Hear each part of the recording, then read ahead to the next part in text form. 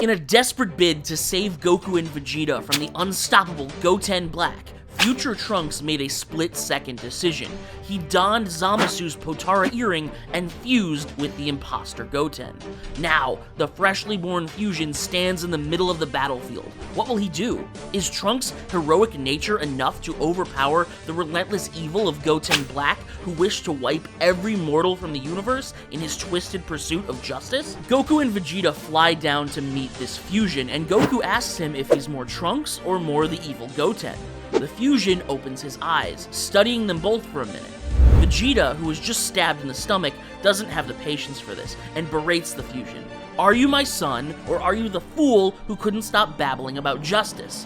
At this, the fusion flashes forward and grips Vegeta by the neck. Justice? That's all that matters, and you Saiyans, do you have any idea how many lives you've doomed through your arrogance? You let Cell achieve his perfect form, and you never had to pay for everything that followed, have you, father? And Son Goku, you could have destroyed Dr. Gero and the androids as soon as Trunks warned you about them, but you just had to let them be created.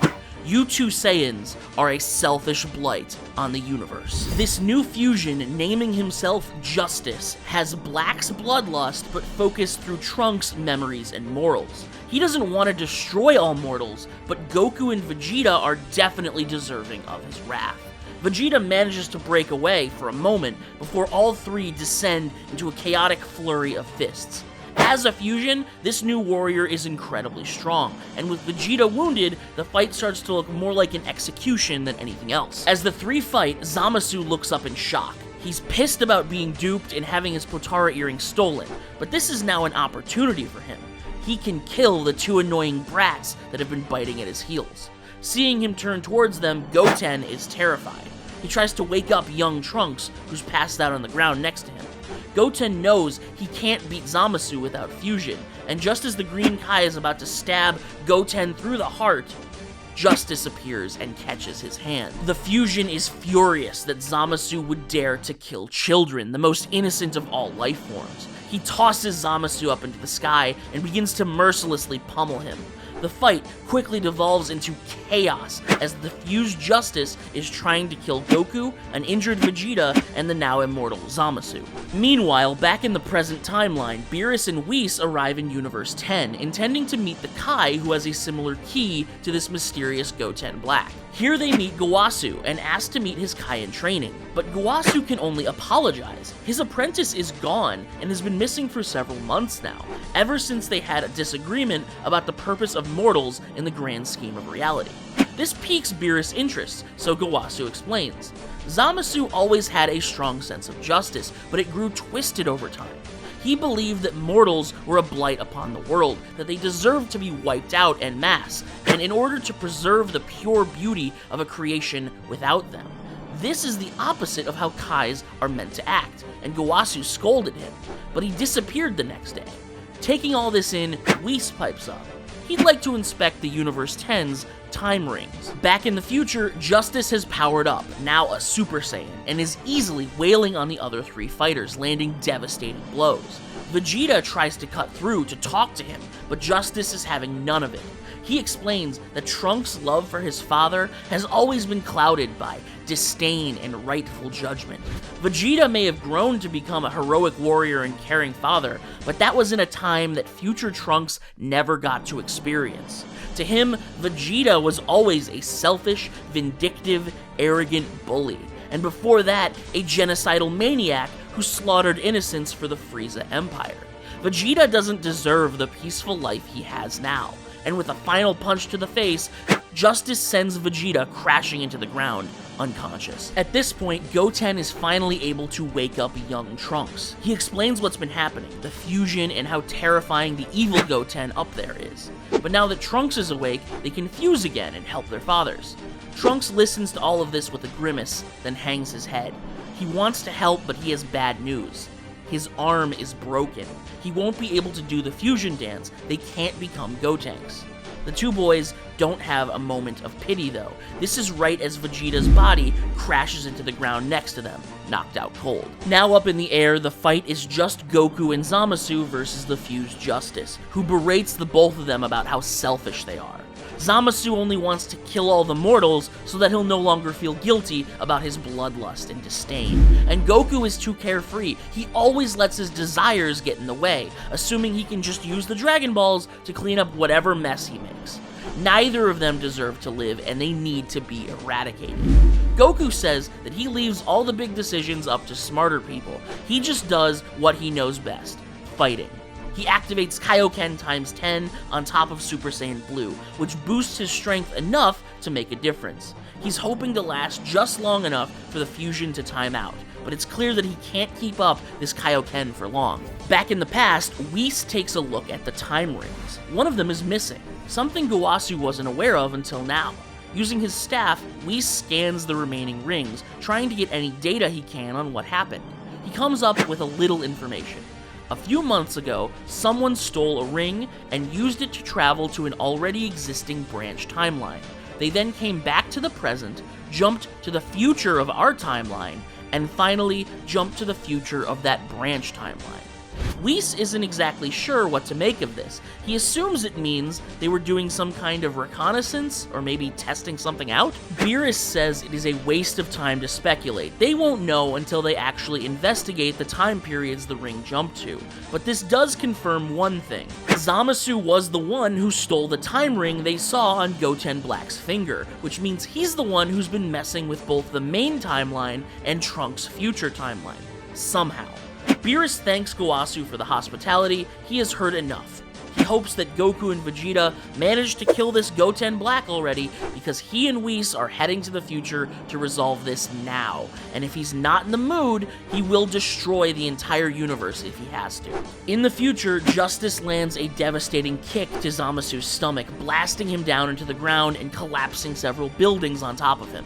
Goku tries to finish the fight alone, but he finally gets overpowered. Justice generates a blade and stabs him in the chest.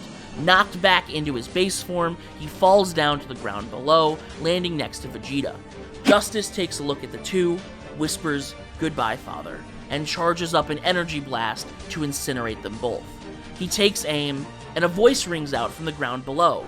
"By the authority of the Supreme Kai of Universe 7, I order you to stop this at once." Hearing this, Justice stops and spins around to see Shin. He's arrived in the future, a time ring on his finger. Given this brief distraction, it ends up being just what they needed. The time is finally up. The Potara fusion ends, and Justice splits back into future Trunks and Goten Black, who are both sent flying. Shin doesn't waste any time. He rushes over to Goku and Vegeta, feeding each of them a sensu bean.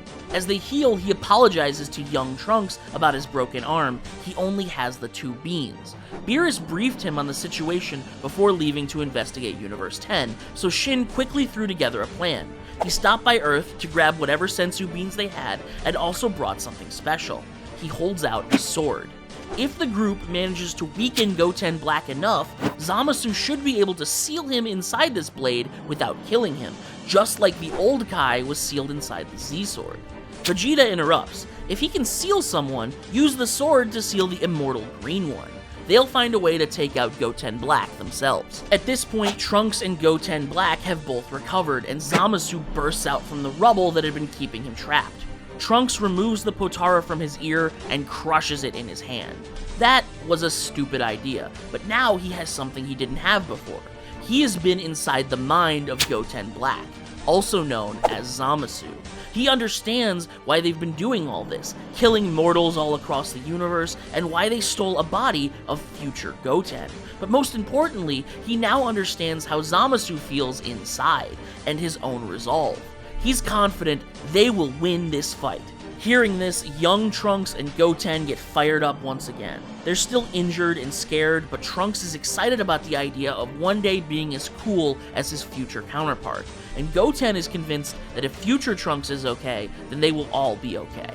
But Goten Black scoffs at this newfound confidence. The fusion works both ways. He also saw inside Trunks' head, including his knowledge of Saiyan transformations. Combine that with how he's been watching Goku and Vegeta command God Ki to use Super Saiyan Blue, and he's confident he can mimic the form with his own spin.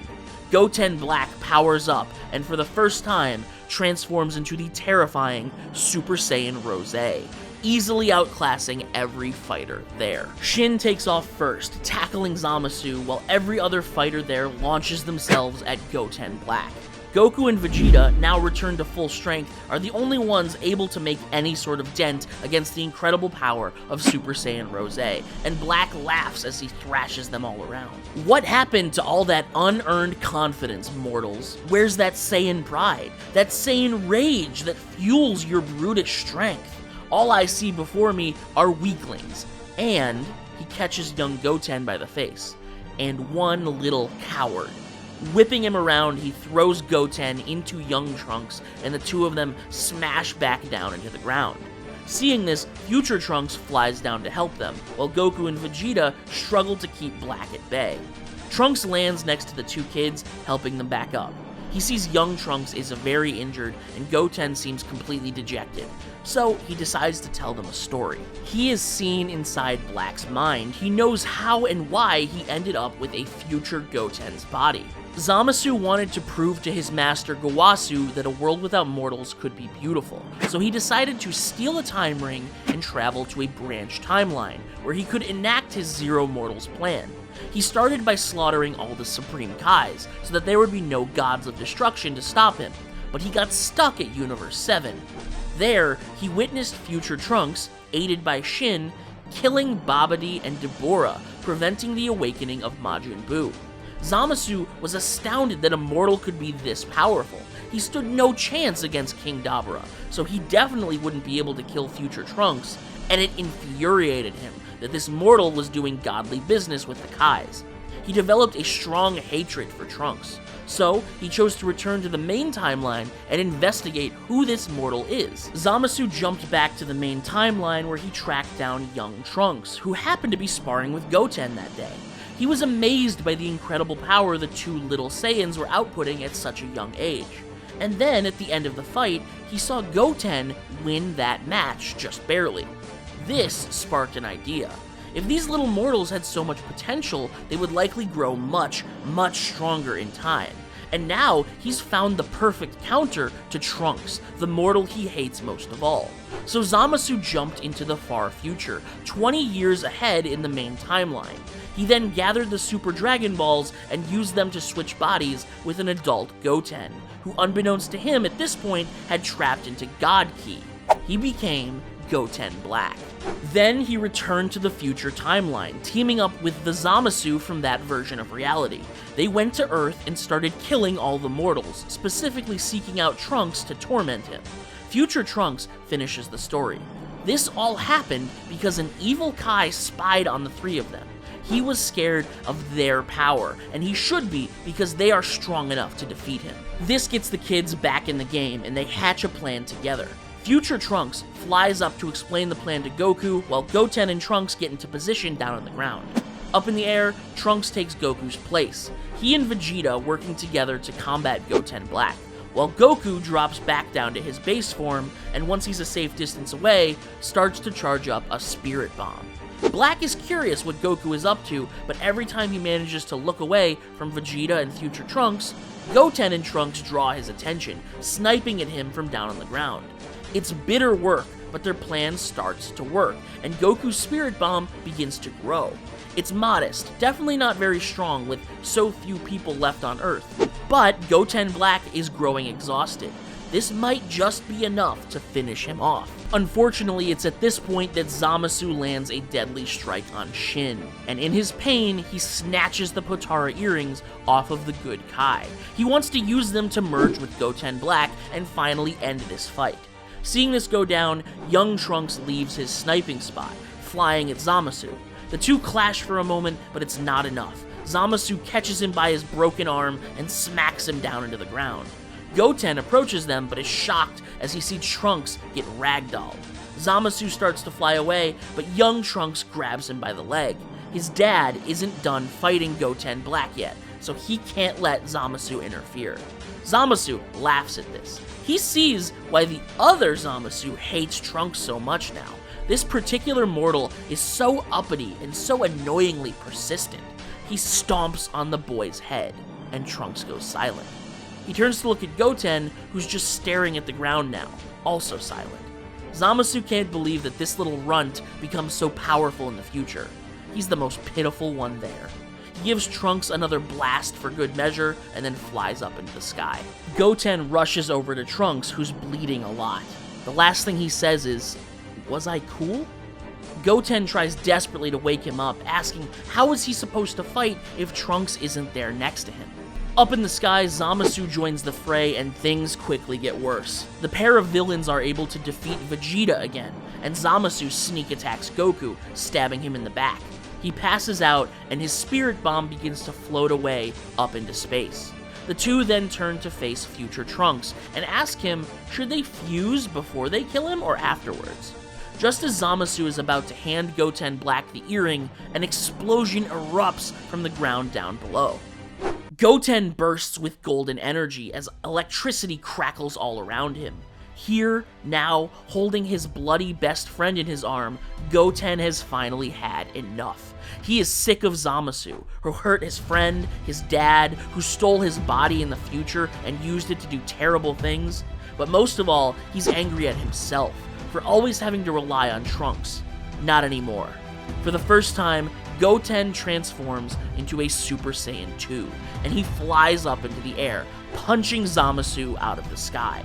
His anger has made him stronger.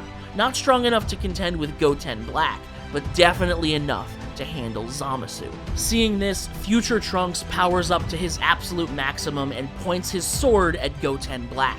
He might be the only one left, and he's not as strong as Goku or Vegeta, but that doesn't matter. After his mother was killed, he almost gave up hope on this world. Not anymore. Today, he was reminded of everything he lost.